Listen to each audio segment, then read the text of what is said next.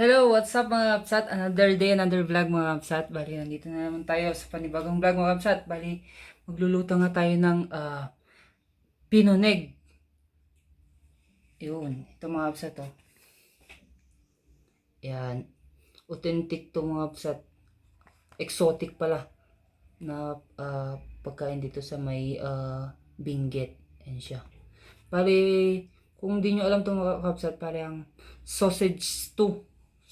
Tama ba? Sausage stew? Kumbaga, intestine siya ng baboy. Tapos may dugo, ganun laman sa loob. Yan, shout out kay Bayaw Michael. Yan, na nagbigay sa atin ng pinuneg mga kapsat. Yan, ayan siya. Kita nyo ba? Para siyang longganisa na style. Pero yung laman niya is blood. Yan.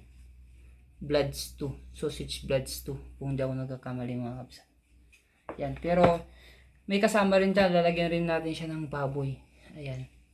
Para siyang yung kay Itag TV na pinuneg. Ganun. Pero wala kasi tayo yung Itag kaya itong baboy na lang gagawin natin is gawin natin siya mga kapsat. Tapos yung manok syempre.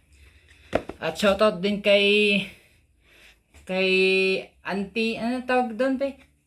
Parang Auntie Isabel, yan. Nagaling sa atong unsak na galing Kabakab. Hindi mo galing pang Kabakab yung unsak natin mga kapsat. At syempre meron tayong mga lamas dyan. Yan. Sige kapsat, bali, papakita ko sa iyo kung paano yung procedure. Pero kakabsat style to. Sige. Boom. Yan. Mga kapsat, ang unang gagawin muna natin is papakuluan muna natin yung pinuneg. Yan, sa mainit na tubig. Ayan siya. Kita nyo ba yan? Para siyang no? Para siyang igat. Yan, hintayin lang natin siyang maluto mga kapsat. Papakuluan lang natin siya. Ayan mga kapsat. After mga ilang minuto, ganyan na itsura ng pinuneg natin mga kapsat. Yan, papakulan lang natin siya ng mga ilang minuto kasi lulutuin pa naman natin siya mga kapsat. Bali, okay na ito mga kapsat. Bali, after mga ilang minuto, ito na nga itsura ng pinuneg natin. Yan, bali, ang gagawin natin ngayon is kakat natin siya ng bite size. Yun. Ganyan pala itsura mga kapsat to. Kita nyo ba? Ayan.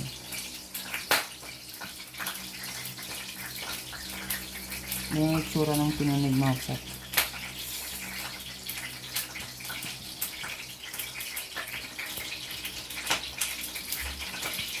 Yan ang mga kapsat to. Ito na yung itsura ng pinuneg natin. Parang kulang pa ata siya sa kuwan. Pero mas maganda siguro kung mas matagal parang papakuluan siya mga kapsat. Yan. Ayan siya. Ayan mga kapsat. Bali, meron din tayong pork. Yan, bali hiniwa ko na lang siya parang bacon or parang pang sandwich style mga kapsat. Ganyan. Okay, kung sanang maganda itong kasama is yung itag. Wala naman tayong itag. Yan, o para kay Itag TV. Yun. Bali na narinate na natin ito sa kasi para mas bagong sumarap. Kasama natin ito sa may pinuneg. Yan, prito lang natin siya ng mga ilang minuto. Kapsat yung pork natin, balikin prito natin siya. Habang hinihintay natin siya maluto, ito na, pakulo na ako ng tubig mga kapsat para sa sabaw natin. Yan, badalagay na natin yung bawang. Ayan, direkta na natin. Para sa sabaw. Bawang, sibuyas. Ayan. Baka may mabash tayo mga kapsat. Kapag hugas naman tayo ng kamay. Ayan.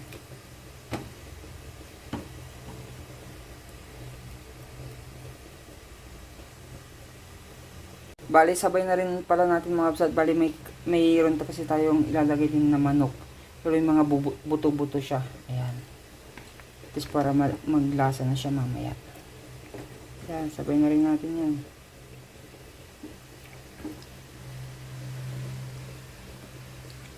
Para solid yung lasa niya mga kapsat mamaya-maya. Humalo na siya sa sabaw. Ayun. Tayo na lang natin siya kumulo. Sa bali ito na nga itsura ng kwan natin yung pork. So, para na rin siyang itag, no. Yan, bali lalagay na rin natin siya kasama ng manok. Yun. Yan na siya mga kabsat. Amoy pa lang, ulam na. Kasi mga kabsat, bali mga ilang minuto na nga, lalagay na rin natin yung pinonig. Ayun o.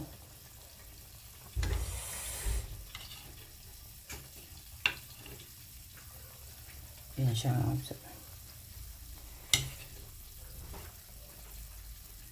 Natin kung anong magiging lasa ng niluluto natin.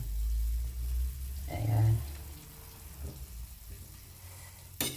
Bali, hindi ko na pala na-videoan mga kabsat. Bali, nagtagay rin tayo mga pampalasa, asin, yun, paminta, at kunting magic sarap. Yan mga kabsat. Yan na yung magiging itsura. Tapos, lagyan na rin natin itong mga kabsat. Unsak.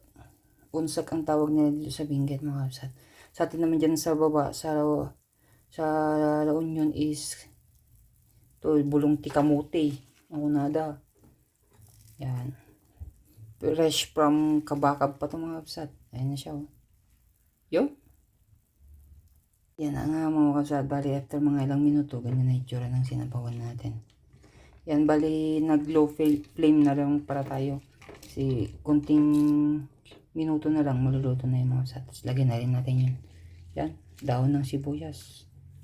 Para dagdag lasa. Yan. Update ko na lang kayo pag luto na. At least para makita nyo. Bali kakaiba rin yung amoy niya at yung lasa.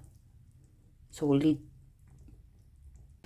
Yan mga kabsat. Bali luto na nga yung sinabawang pinonig natin. Yan. Yan siya. Kita nyo ba yung mga kabsat? Na may pork at chicken. Ayan siya.